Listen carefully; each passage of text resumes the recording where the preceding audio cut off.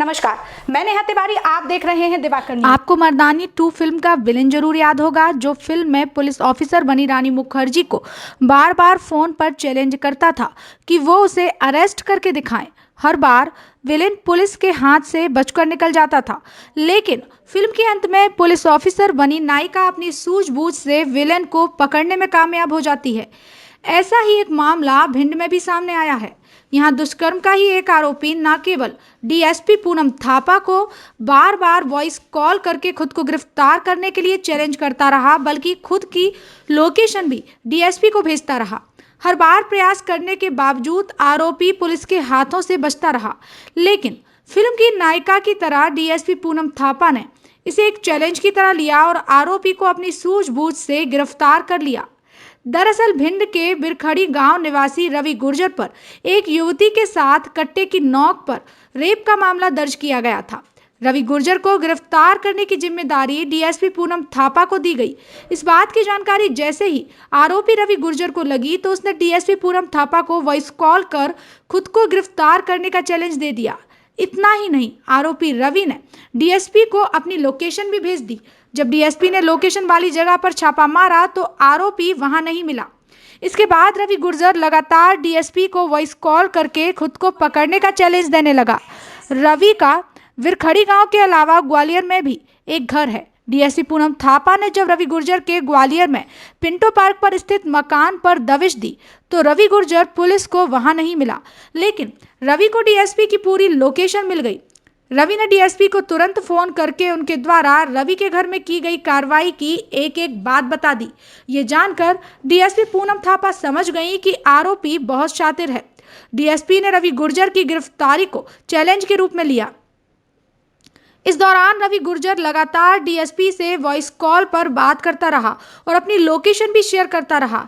आखिरकार डीएसपी ने अपनी सूझबूझ से रवि गुर्जर की संपत्ति का पता लगाया और रवि की आय का जरिया एक बोलेरो गाड़ी तक पुलिस पहुंच गई।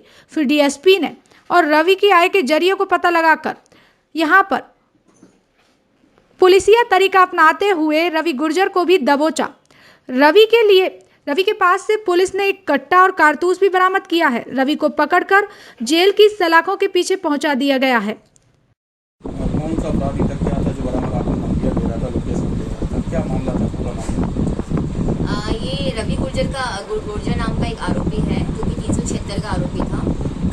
जब मैं यहाँ पर फर्स्ट मेरी पोस्टिंग ही थी 13 फरवरी 2021 को मेरी यहाँ पर पोस्टिंग हुई है। ये फर्स्ट डायरी मेरे हाथ आई थी। सन ने इन्वेस्टिगेशन के लिए मुझे डायरी सपोर्ट की थी।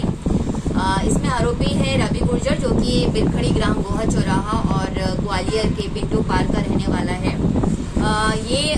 इसने मेरा कुछ दिनों के बाद जब इसको पता चला कि मैडम मेरा इन्वेस्टिगेशन कर रहे हैं और मैडम मुझे पकड़ने के लिए पूरे प्रयास कर रही है, तो इसका मेरे पास फ़ोन आया एक दिन। अब मुझे नहीं पता इसने मेरा नंबर कहाँ से लिया, किसने दिया। तो उसने मेरा नंबर लेके मुझे फ़ोन किया कि मैडम आप इन्वेस्टिगेशन कर रही हैं। मतलब शुरू में ये ऐसी बात कर रहा था। जब बहुत ज़्यादा दिन हो गए, अब जब हम फाइनली इसकी साइबर से लोकेशन निकालने लगे, 20 दिन हो चुके थे, अपनी गिरफ्तारी नहीं दे रहा था, तो हम जब साइबर से इसकी लोकेशन निकालने लगे तो ये कभी भिंड आ रहा था इसका लोकेशन, कभी ग्वालियर आ रहा था।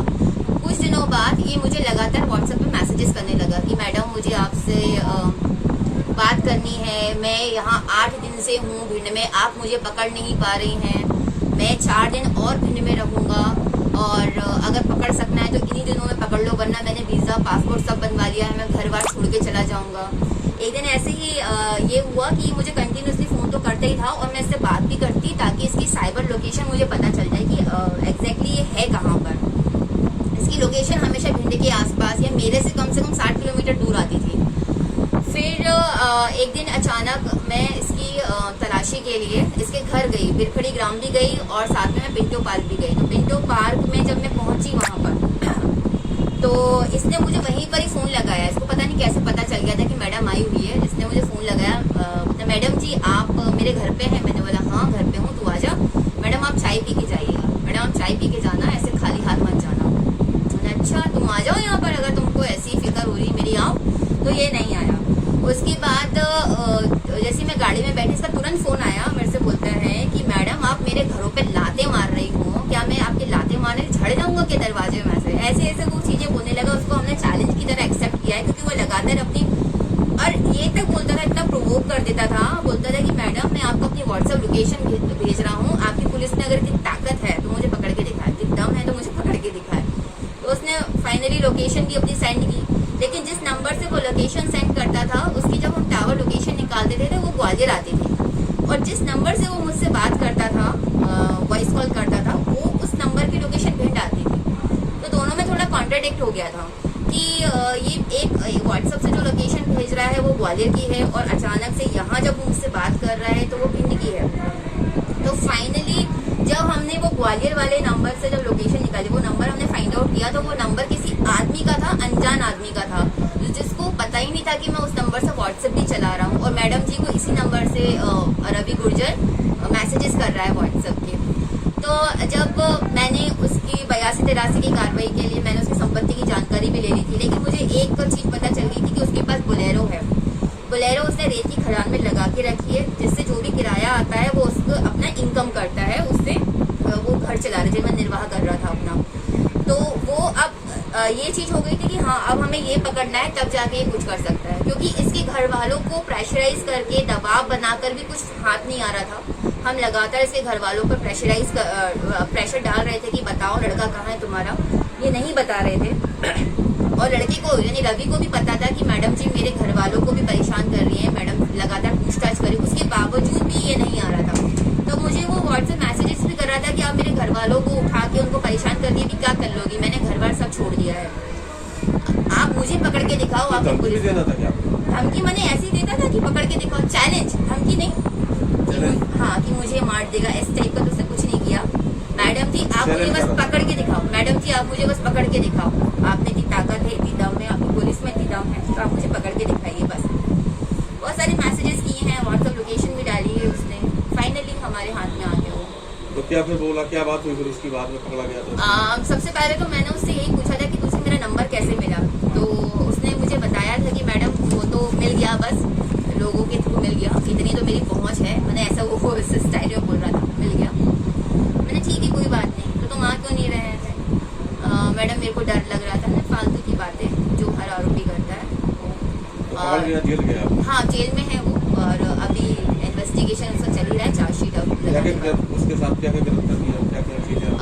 उसके साथ हमने एक कट्टा, उसके ऊपर 25-27 आर्म्स लगा हुआ है, एक कट्टा जो कि चालू हालत में था, और एक जिंदा कारतूस हमने उससे बरामद किया है। उसके ऊपर 67A IT एक्ट की धाराएं भी लगी है, क्योंकि इसने पीड़िता के कुछ आपत्तिजनक फोटोज और वीडियो बनाकर उसको वायरल किए थे। तो उसके ऊपर ये सब। आपने इस चैलेंज को कैसे लिया, कोई डरी तो नहीं इस चैलेंज को लेके आप? नहीं बिल्कुल भी नहीं, मैं बिल्कुल नहीं डरूंगी। जहाँ यहाँ पर एसपी सर का बहुत ज्यादा सपोर्ट रहा। मैं सर से बोलती थी कि सर ये मुझे ऐसे ऐसे मैसेजेस करके प्रोवोक कर रहा है कि इसको पकड़ो, मुझे बहुत गुस्सा आता है सर जब भी इसके फोन आते। सर बोलते हैं तुम्हें मिले ये तो तुम इसको छोड़ना नहीं, एनकाउंटर करना इसका सीधे, ऐसे तक मुझे ये बोल दिया गया था।